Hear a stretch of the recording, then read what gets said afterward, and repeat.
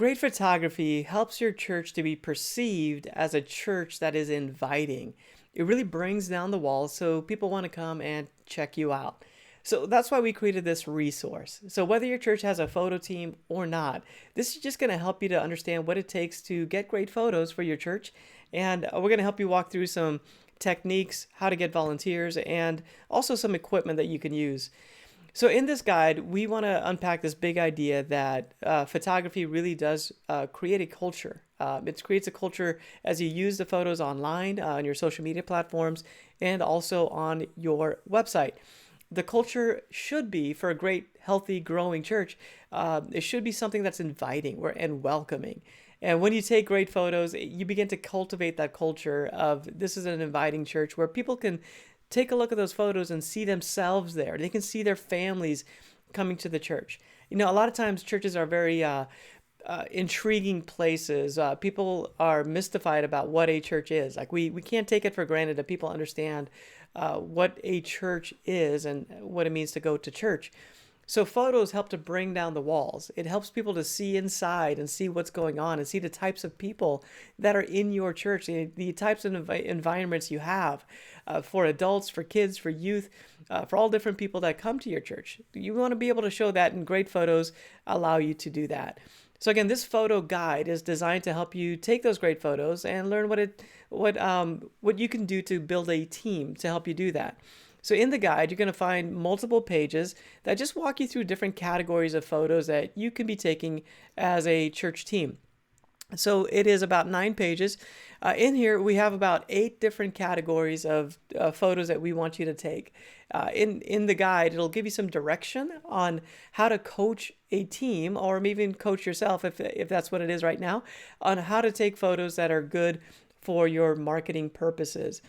So we, like this example here, we have photos that we want with the brand in the photo. So happy smiling faces, people that are happy to be at church, but then maybe you have the brand or some phrases or some other things in the background of that image.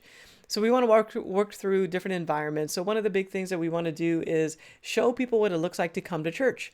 So the entire experience, from the parking lot into the service, into the lobby, into the auditorium, the kids areas, the youth areas, even events that are happening outside of Sundays. We want to help people understand what it looks like to come to the church. And so in this guide, you're going to find different tips on how to take photos. Like when you take photos of the speaker, you want to do it on certain angles, and you want to make sure that they have a good expression on their faces. We want to be able to give this guide to a photographer in your church so that they understand how to win as a photographer. We want them to understand what types of things they need to capture, like capturing people that are serving in your church. That's a really good idea from a marketing perspective, because that's what a church is. We know a church is about worship and speaking, and a lot of times that we get good photos of those experiences. But what about those that are serving in a different environments? We want to make sure we capture those. What about environments where people connect? Does your church have a good lobby where people, have conversations? Does it have coffee or serve maybe some snacks or food or whatever that is? Capture those. Kids areas, that's a big one. So most of the times people are coming to church because they want to help their kids. And so we want to show a great kids environment, and kids having fun, and great leaders involved with kids as well. Student ministry is another big one that people care about when they're checking out a church for the first time online.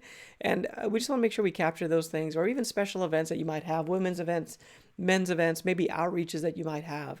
So we want to make sure that we're painting a really good picture of the church, the vision that we have, and what we offer to people. This is a church website that we put together, and just shows you how we apply the pictures so that people can see themselves in the church. We're taking the photography and building a library, and from the library we're able to build things like a website or update the website with new photography. I love how you see the energetic, smiling, happy faces. We try to showcase as much as we can on the websites that we build, just the excitement that people have of being at the church. We want to show families. We want to show different age groups. We want to show people that are in classes, that are fellowshipping in the hallways or in the lobby.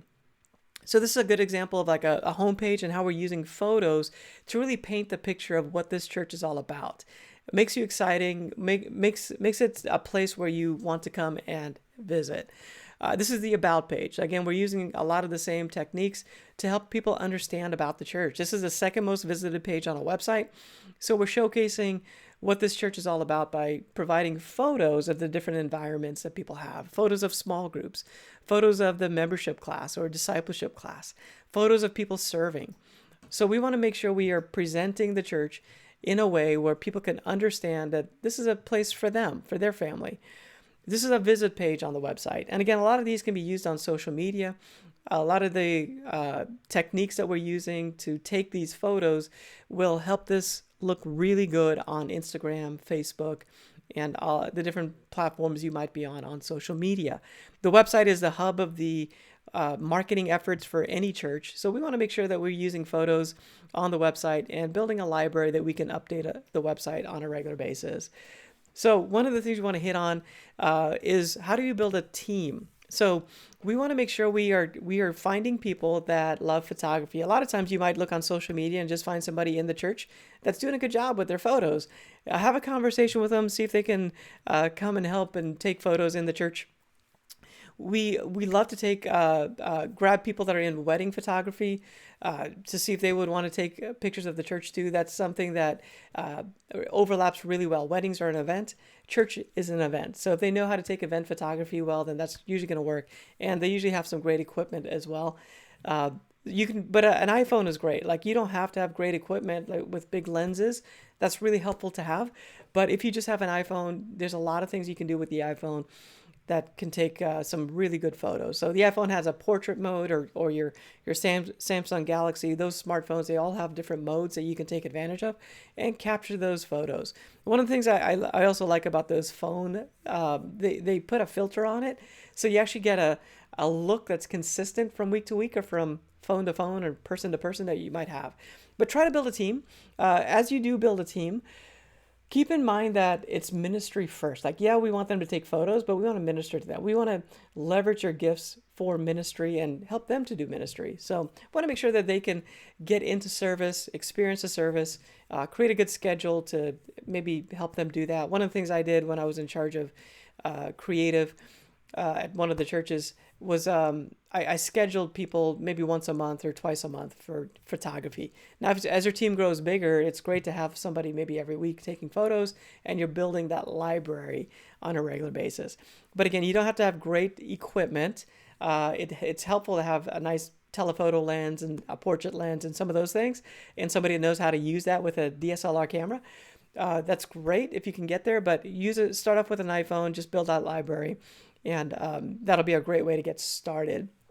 We do recommend using, again, some professionals if you can. So a lot of times when we do websites, we build websites for a church that we're working with. We might ask them to hire a photographer to come in and take a great library of maybe 200 photos that we can use on the website. And again, I showed you some of that before.